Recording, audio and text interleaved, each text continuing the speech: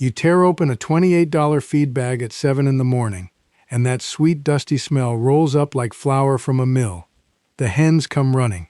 You fill the feeder, stand back, and within 5 minutes they are scratching it out with both feet. Good grain in the dirt. Good money under the roost. By noon, half of it is bedding.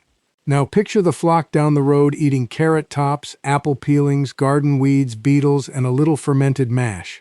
Costs about $1.25 a week. Their feathers shine.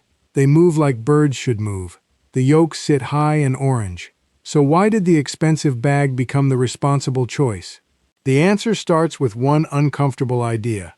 Most people are feeding chickens like they are little grain machines. I am Jack Merrill. I am 77, a retired butcher, and I have kept enough small flocks to learn one thing the hard way.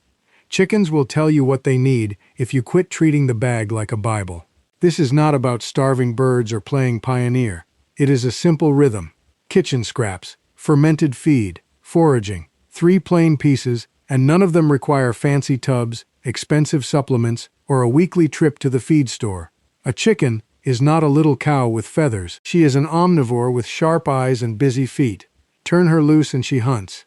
Weed seeds, beetles, worms, grass tips, fallen fruit, bits of meat if she can get them. That is the bird. Commercial grain is convenient for us. Dry, measured, stacked neat in the shed. But convenience has a way of dressing itself up as wisdom. Doctors once bled people because everyone said it was proper. Standard does not always mean best.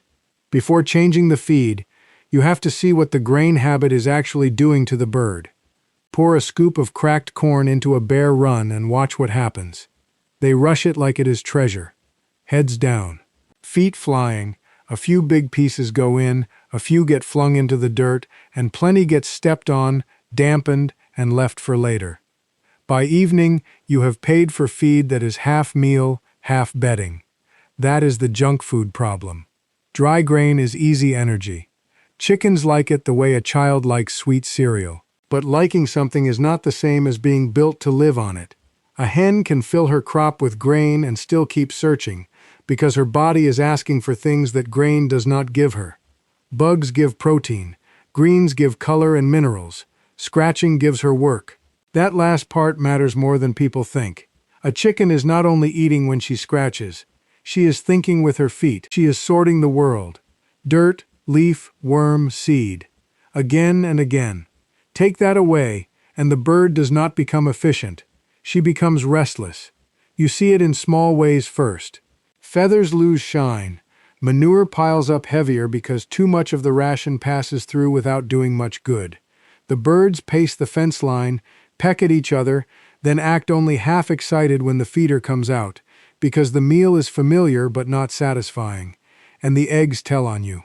A foraging hen, one that gets greens and insects, usually gives you a yolk with deeper color and a richer look. Not magic, biology. So the old farmers were not being stingy when they stretched grain. They were matching the bird. And the first fix is not something you buy at all. It is probably sitting in your trash can tonight. That trash can is not trash to a hen.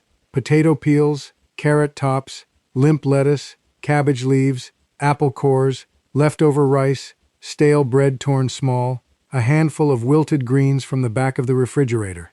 To us, that is kitchen waste. To chickens, it is moisture, texture, color, fiber, and work. And work is part of the feed. Set a bowl by the sink. Not a fancy system, just a bowl. Every time you trim vegetables or clean out the salad drawer, the safe scraps go in. By afternoon, that bowl becomes the first meal the flock sees. They do not eat it like dry grain. They pick, they tug, they chase a strip of peel across the dirt. One hen grabs a cabbage rib and another steals it.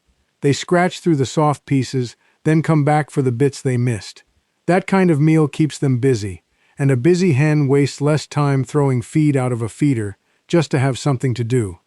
This is where the money changes direction. Commercial feed turns your cash into manure if it is doing the whole job by itself. Scraps turn what you already paid for into eggs, feathers, and activity. You bought that head of lettuce once. Let the hens get the last use out of it before it leaves the farm. Now, do not be foolish with it. No moldy bread, no spoiled meat, no heavy salt, No rotten, sour mess that smells wrong before it hits the pan. If you would not want it in the kitchen, do not make the birds sort through it in the run. Keep it simple, fresh enough, and varied. The magic is not that scraps replace every bite of feed. They replace a large share of the boring part. They fill the day with greens, peels, crumbs, stems, and little leftovers that dry grain never offered.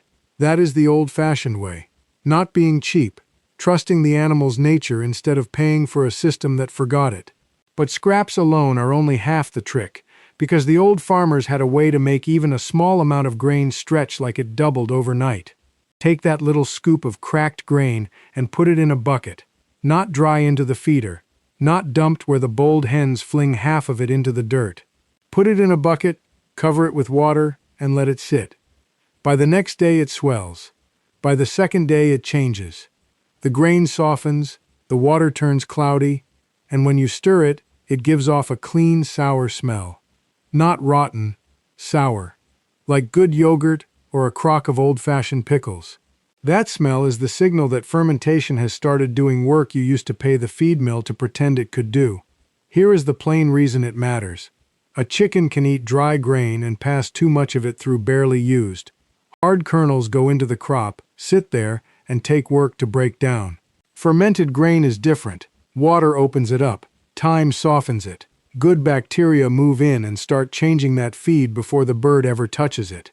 So the hen is not just swallowing dry calories, she is getting a wet, living mash that is easier on the gut. Think of it like yogurt for digestion. Same idea. You are not trying to make the chicken fancy. You are helping her use more of what you already gave her. That is where the stretching happens. A small scoop of dry grain becomes a heavier scoop of fermented feed. The birds fill up faster, scratch less of it out, and leave fewer hard pieces behind. You are not doubling the food by magic. You are cutting the waste and making the same food count. The method is simple. Use a jar, pail, or bucket. Add cracked grain. Cover it with water by a couple fingers. Stir it once a day so every piece gets wet. Keep it loose enough to bubble a little. When it smells pleasantly sour, feed it out, then start the next batch. Do not overthink it. Old farmers did this because it fit the rhythm of the yard. Today's bucket is for tomorrow's hens. Tomorrow's bucket is already waking up. Still, even fermented feed cannot provide the one thing chickens will hunt for better than you can ever mix in a bucket. That missing thing is protein that moves. A chicken does not look at a beetle the way she looks at grain. Grain sits there. A beetle runs. A worm twists. A grasshopper jumps, and suddenly that quiet hen turns into a little dinosaur with feathers. That is not a cute habit. That is what she was built to do. Her feet are not just for walking. They are rakes. She scratches back leaves, compost, loose dirt, and old mulch until something underneath is exposed. Her beak is not just for pecking pellets. It is a testing tool. She taps, tears, flips, and snatches. Every few steps she is reading the ground. The yard becomes feed. The compost edge has grubs and fly larvae. The garden perimeter has weeds, seeds, and soft greens. Leaf litter holds worms, spiders, beetles, and little bits of plant life you would never scoop into a feeder. A flock that gets time to work those places is not just wandering around. It is collecting protein and micronutrients one mouthful at a time. And you can see the difference in the birds. A hen with something to hunt stays busier. She scratches instead of pacing the fence. She picks through the ground instead of bullying the weaker birds at the feeder. She fills part of her day with the work her body already understands. That matters because a feed bag can give calories, but it cannot give occupation. Old farmers knew this without making a speech about it. They opened the gate where it was safe, watched the hens fan out, and let the flock turn waste places into food. Not the road, not the neighbor's flower bed. The safe edges. The place is full of life. That is where the orange in the yolk starts to deepen. That is where feathers get help. That is where birds stay active without another purchase. Now the question becomes whether this cheaper system can really beat the expensive bag where it matters most. The egg basket. The egg basket tells on you. Not in a week, sometimes not even in 2. But give a flock steady scraps, fermented feed, and a place to forage, and the eggs start giving a report. First comes the yolk. A pale yellow yolk usually means a hen is living on mostly calories. Grain can keep her alive, it can keep her laying, but it does not bring the same load of green plant pigments, vitamin A, vitamin E, and the small fats that come from weeds, clover, bugs, and garden trimmings. Then comes the shell. A bird with a working gut gets more from what she eats. Fermenting feed helps soften the grain and wake up the good bacteria before it ever hits the crop. That means less feed sliding through half-used, and more of it becoming egg, feather, and bone. Then comes the hen herself. You see it in the shoulders. You see it in the comb. You see it when she walks away from the feeder, instead of acting like the last scoop on earth just landed in the pan. A grain-heavy routine can make birds fat and still leave them hunting for something missing. Too much starch, too little movement, and that is where fatty liver trouble starts in laying hens. The old basket test is simple. Crack 6 eggs from the old routine, then crack 6 after the birds have had greens, scraps, fermented feed, and forage as their daily pattern. Look at yolk color, shell strength, and how much manure is under the roost. That last part matters. Better digestion means less waste. Less waste means less stink, less scraping, and fewer health scares hiding in wet litter. Some grain-free systems have shown as much as 15% more eggs, not because the hens were pushed harder, but because the diet finally matched the bird. And that is when the feed store story starts to look less like wisdom and more like marketing. That is the part folks do not like to hear. The feed bag did not become the center of chicken keeping because hens voted for it. It became the center because it was clean, stackable, measurable, and easy to sell. There is nothing evil about a sack of feed. I used plenty of sacks in my life, same as anybody. But when the label becomes the brain, common sense gets lazy. A chicken is not built like a little grain furnace. She is a scratcher, a picker, a moving stomach with eyes. Left to herself, she works a patch of ground like she is reading it. Seed head, beetle, cloverleaf, worm, grit, then back again. Old farmers noticed that. They did not need a chart to see what the bird kept choosing. Modern owners often do the opposite. They look at a higher price tag and feel safer. They think responsible care means buying the complete ration, pouring it in the feeder, and letting the hen live her whole day beside a pan. Convenient for us. Not always complete for her. The cheapness of this old system is almost a side effect. Kitchen scraps cut waste. Fermentation stretches grain. Forage supplies the living parts no factory can keep fresh in a paper sack for months, and once those pieces are in motion, it is not fussy. A bucket soaking, a scrap pail filling, a gate opening each morning. The flock does the sorting. That is the turn in the story. You are not trying to outsmart the feed company, you are letting the chicken be a chicken again. So the final answer to the $1.25 question is not one magic ingredient, it is a weekly rhythm. Here is the rhythm. Keep a covered pail for safe kitchen scraps.